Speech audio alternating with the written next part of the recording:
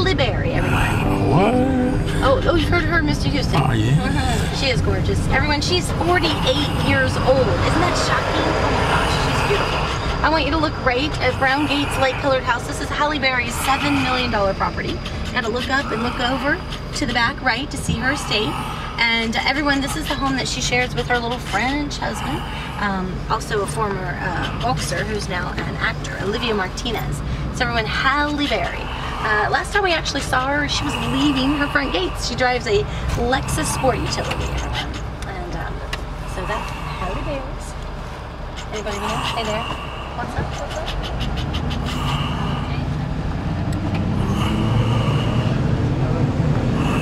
I'm not sure how many of you are into rock and roll, but he's one of the best. They consider one of the best guitarists in the world, and his name is Billy Gibbons. If you know the name, everyone, he's actually lead singer of the, some of you probably know, I'm not sure, anybody know that name?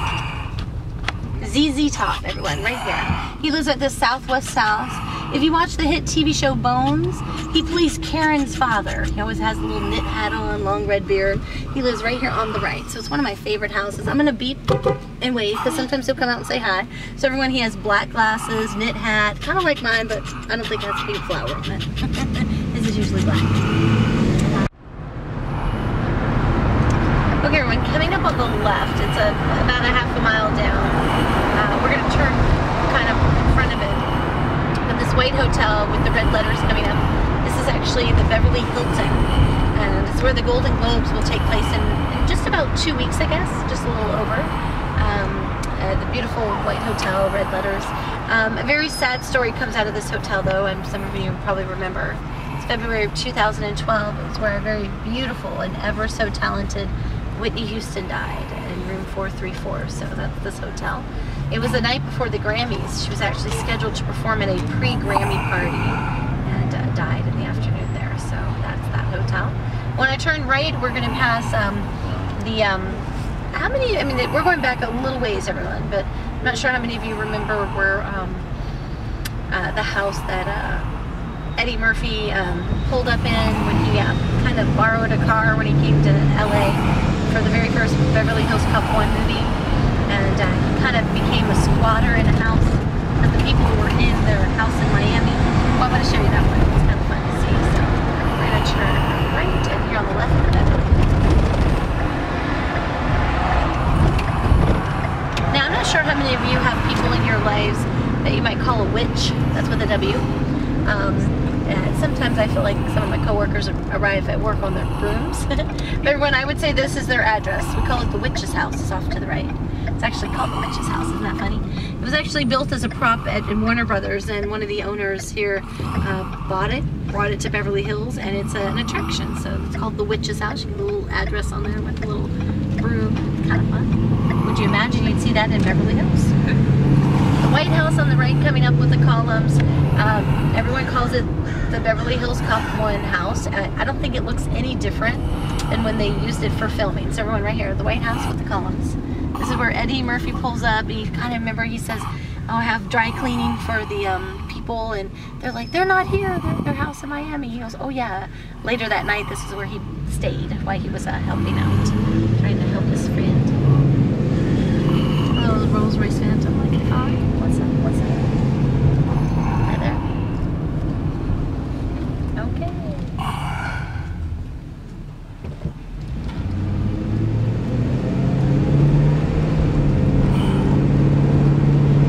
The next property that we're going to see is probably one of the ones that's the most requested to see.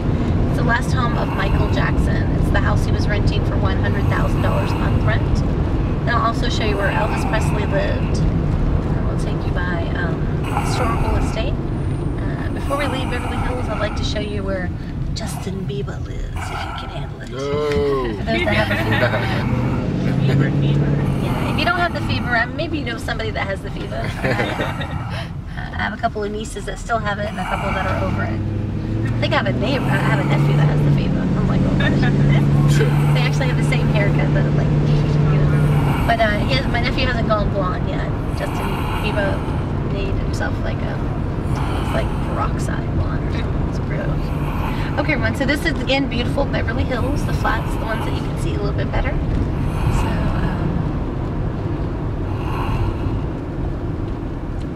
beautiful estates. That's crazy. That's nuts.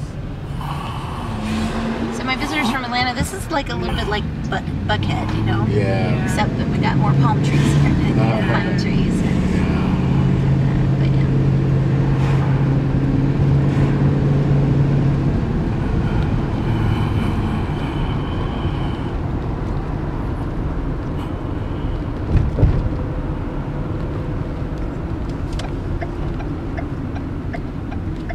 So we're going to turn left here on Sunset. It takes us over to 100 North Carrollwood, which technically is in Holmby Hills. It's just outside of Beverly Hills. Holmby Hills, the average price is anywhere from about 22 to 25 million. We'll see the last home of Michael Jackson here in LA. Everyone, this is not Neverland Ranch. It's not the house that he owned for over 20 years. I think he paid 28 million for that one. No, Neverland Ranch is located in Santa Barbara, which is 3 hours north of us. What I'm about to show you is the rental house that he was renting as he prepared for his UK tour. He moved in December 18th, 2008.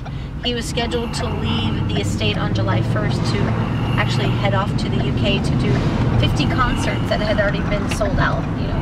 And unfortunately, he died 6 days before that departure. And that was on June 25th, 2009. So we'll see just a little as the Tesla drives right past us. Now the house you're about to see, it's very hard to see, to be honest. It's one of those ones that has lots of trees, hedges, and gates. But it was originally built in the 80s by Sean Connery. So if you were to buy one of the movie star maps and you put in the address, you know, you'll see in just a second, I'm sorry, 100 North Carrollwood, it would state that it was built by Sean Connery and then it was the last home that Michael Jackson lived in. And the property starts right here. Wall, trees, hedges, gates, there's security cameras. And then we'll go to the right. We'll see the front gates that opened that day, June 25th. And when the ambulance was backing out of the gates, carrying his body to UCLA, which is literally just a mile down the street on the left. So this address is 100 North Carrollwood. And let me just tell you, everyone, when Michael Jackson lived here from you know, December until that last day of his life, of course, June 25th. This house always had fans, paparazzi, everyone would be here because the King of Pop was here. And so us tour buses would be excited to see him and wave. Again, I was telling you earlier, we all have our opinion, but Michael Jackson loved his fans, so he would wave, say hello. And this is the 3-story, 15-bedroom property. And no, this is not the balcony he was hanging the baby off of before his house. That was Berlin, Germany, so another city, another country. But these two balconies here, there's a bottom one right there where he would sit and have breakfast. Or we say breakfast because around 11, 12 with his family, his children. And Michael Jackson died on a Thursday. I saw him standing right there on that Tuesday, everyone. He waved, he had a light blue shirt on, khaki pants. He stood up, and my entire group that day was Japanese businessmen. Suits, tie, briefcases, and they screamed like little Japanese girls. They were like, ah! They were crying, they were giving the peace sign. The one guy, like sitting where you are, Mr. Georgia, he was hyperventilating. I thought he was going to pass out. I swear, I mean, I'm not making any of that up. Yeah. And he stood there and he just waved, and they kept saying, we love you, and he says, I love you too. And then 2 days later, he had passed. It was amazing. This was ironic as a tour guide or anyone. If you look to the left, Black Gate, White House, this was Elvis Presley's LA home, everyone. The king of rock and roll owned this property for about 17 years. He bought it in 1960, and he spent a lot of time here because he was busy making music at Capitol Records, and he made movies. Elvis Presley made a total of... All right, green means go. Let's do it, little Toyota. All right, off we go. So if it's your first time on Rodeo Drive, notice how most of the stores will literally have their doors propped open, wide open. And that is an invitation for you to come on in. I mean, they're hoping you will. Oh my goodness. If you've never been inside Ralph Lauren, please make a point to go into one while you're here in LA, because they decorated for the holidays. It's just crazy. It's like you're in another country. It's amazing. As we pass here, Mr. Houston, you'll get an okay photo, but back row and everybody with the no roof, when we pass these chandeliers that's lit, look up and take a great photo of these beautiful crystal chandeliers above you. They're coming up. So remember, they only put these up for the month of December, so you came at the perfect time. And they have, it looks like the first set that's on right here. If you notice the palm trees right next to us here, they have the red, they're wrapped with red lights. And so if you have a chance to come back, say after 5 p.m. when it's pitch dark, you'll get a great photo. Has to be so crowded. So yeah, for those that are taking pictures, right wow. Giorgio Armani is directly across from us on the left. Everyone, he was the first designer to ever open a clothing shop here on Rodeo Drive. That was back in 1967. Coming up on the left, you'll see Toomey and then Vera Wang. Everyone, the bright yellow building with the red flowers on the balcony there, this is the House of Bijan. So gentlemen on board, you can go in this store only if you have an appointment, and you can buy yourself a suit that starts at $10,000 and goes up. Wow! Out front is his $500,000 Veyron Bugatti. I always say that. Wow. It's his Rolls-Royce Phantom. He usually has his Veyron Bugatti there. Here's one of his assistants. Look, coming out the door with barely an outfit on. Looks like a shirt I'd wear. It's a dress for her. Yeah, look. See, when you're that rich, you just have the girls wear barely nothing. They're gonna feed. It looks like feed the meter where the car is parked. Wow. So everyone, yeah, see, she's feeding the meter there. I mean, not technically, she's putting tokens in it. But the taxi's blocking our view. That bright yellow car, everyone, is a $500,000 Rolls-Royce Phantom. They started about $250,000, $300,000, but that's a signature color that he has. And so, of this tour bus, yeah. Look to your left quickly. Yeah, you can maybe see it. It's on the left. Hi, BFF. That's my best friend, Alan.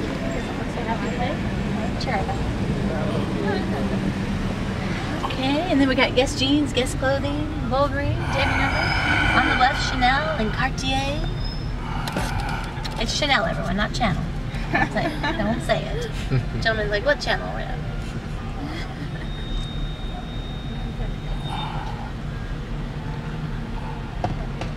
Look at that old fancy baby stroller. That's cute.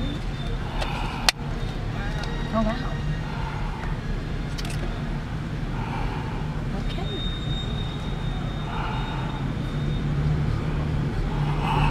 The light's green, but there are still people in the crosswalk. In the state of California, you're technically not allowed to hit pedestrians. Okay. Coming up, we have Roberto Cavalli, Rolex. On the right-hand side, for those that do not know, Salvatore Ferragamo, known as the shoemaker to the stars. He made not one, but 10 pairs of red ruby shoes for Judy Garland to wear in The Wizard of Oz.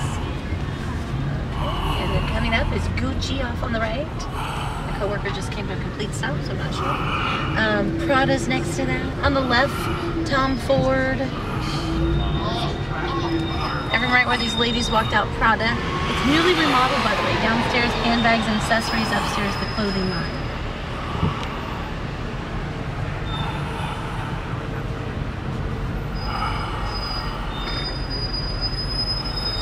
Oh, that's my friend Anthony. Hi, Anthony. He's like, bye, Lisa.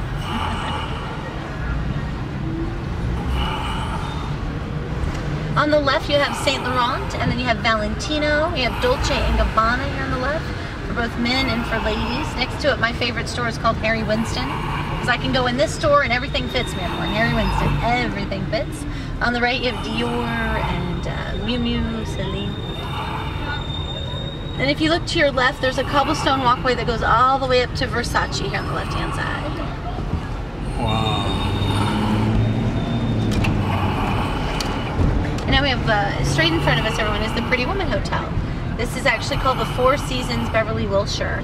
But this is where they filmed Pretty Woman, Beverly Hills Cop 1 with Eddie Murphy, the movie Valentine's Day. You got Jimmy Choo there off to the left for the shoes and handbags. At the end here on the left, you have Tiffany & Company. Ooh, nice Lamborghini parked out in front of the hotel. Oh, and a Ferrari, of course. Of course.